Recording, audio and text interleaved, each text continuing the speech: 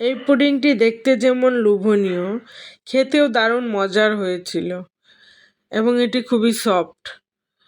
আপনার বাচ্চাকে এটি বানিয়ে দিতে পারেন, দেখবেন খুবই মজা করে খাবে। পুডিং বানানোর জন্য আমি এখানে একটি গাজর স্টিম করে নিয়েছি, এরপর খুব ভালোভাবে ম্যাশ করে নিয়েছি যাতে কোনো দানা দানা না থাকে। এরপর আমি এখানে দুধ নিয়েছি, দুধের মধ্যে একটা ডিম ভেঙে দিয়েছি।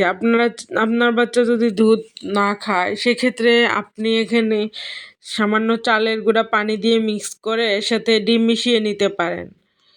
এরপর ডিম ও দুধটাকে খুব ভালোভাবে মিশিয়ে নিতে হবে। আমি এখানে মিষ্টির জন্য সামান্য একটু খেজুর পিউরি নিয়েছি। এরপর খেজুর পিউরিটাকে ওই মিশ্রণের সাথে খুব ভালোভাবে মিশিয়ে নিতে হবে। এরপর আমি এখানে একটি পুডিং মোল্ড নিয়েছি।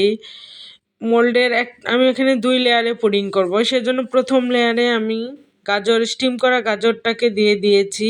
এরপর আমি এর উপরে সেই ডিম ও দুধের মিশ্রণটাকে দিয়ে দিয়েছি এবং আগে থেকে হাঁড়িতে সামান্য একটু পানি আর স্ট্যান্ড বসিয়ে দিয়েছিলাম, সেই স্ট্যান্ডের উপর পুডিং মোল্ডটাকে দিয়ে দিয়েছি।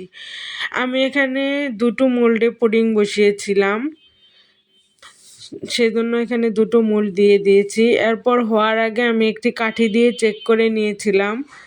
কাঠি থেকে যদি কাঠিটি যদি ফ্রেশ বের হয় তাহলে দেখতে হবে যে পুডিংটি হয়ে গিয়েছে। এই পুডিংটি খুবই মজার আর খুবই হেলদি বাচ্চাদের জন্য। আপনারা চাইলে বাচ্চাকে এই পুডিং বানিয়ে দিতে পারেন এবং খাইয়ে দেখতে পারেন। বাচ্চার ওজন